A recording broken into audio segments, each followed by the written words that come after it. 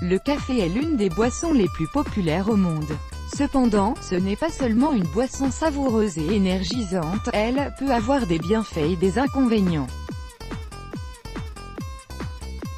Lesquels? Voici ce que les scientifiques ont pu découvrir. L'État de Californie, aux États-Unis, a mis en place une liste de substances chimiques qu'ils considèrent comme des causes possibles de cancer et l'un d'entre eux, l'acrylamide, est créé lors de la torréfaction des grains de café.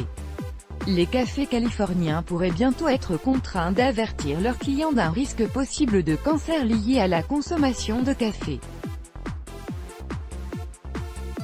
Le café, une cause du cancer. D'après un bilan de 2014 des recherches scientifiques sur les relations de cette substance avec une grande variété de cancers publiés dans le Journal of Nutrition and Cancer, la recherche sur l'exposition humaine à l'acrylamide a toujours besoin d'études futures. Une étude du Centre international de recherche sur le cancer, une branche de l'Organisation mondiale de la santé, a révélé que la consommation de boissons très chaudes était potentiellement cancérigène pour l'homme en raison de brûlures à l'œsophage, mais sans avoir de relation avec l'acrylamide.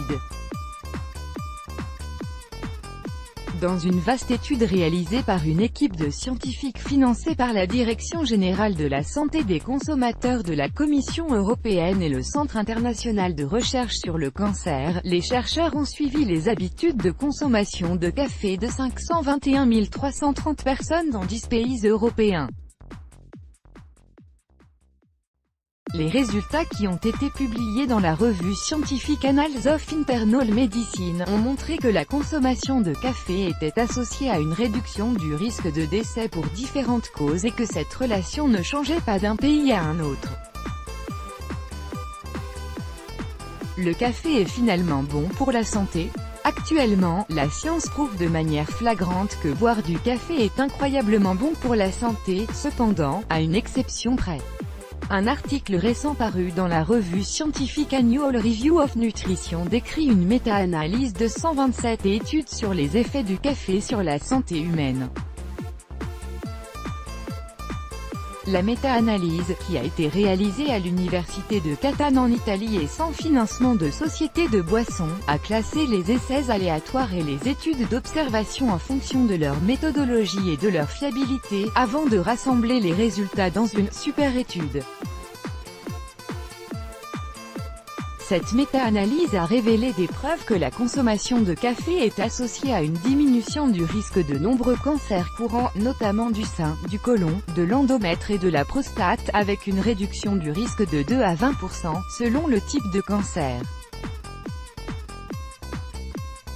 La consommation du café a été associée également à la réduction du risque de maladies cardiovasculaires de 5% et d'environ 30% du diabète de type 2 et de la maladie de Parkinson, en plus d'un taux de mortalité inférieur. Il a été constaté que le café contient des antioxydants naturels, des molécules qui réduisent les radicaux libres qui endommagent les cellules et accélèrent le vieillissement. Le café répare également l'ADN, réduisant ainsi le risque de cancer des cellules. Le café est également un anti-inflammatoire naturel qui procure un calme pour le corps afin de ne pas réagir excessivement au stress. Enfin, le café améliore l'efficacité des enzymes qui régulent le métabolisme de l'insuline et du glucose, combattant ainsi le Parkinson et le diabète de type 2. Tout le monde peut consommer du café? Il y a un groupe de personnes qui ne devraient pas consommer de café, les femmes enceintes. Le Collège américain des obstétriciens et gynécologues recommande aux femmes enceintes de limiter leur consommation de caféine à moins de 200 mg par jour, ce qui correspond à environ une tasse de café de 325 ml. La raison n'est pas une quelconque nuisance à la santé de la femme enceinte, mais le café augmente légèrement le risque de fausse couche. La caféine traverse le placenta jusqu'au bébé. Même si le corps de la femme est capable de métaboliser les quantités de caféine consommées, le bébé ne le peut pas. Le corps du bébé en développement prend beaucoup plus de temps à traiter la caféine. En conséquence, il est exposé aux effets de la caféine beaucoup plus longtemps que sa mère.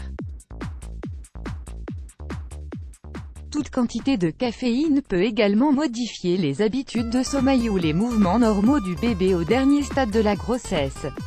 Il ne faut également pas oublier que la caféine est un stimulant et peut empêcher la femme enceinte de dormir, ainsi que son bébé.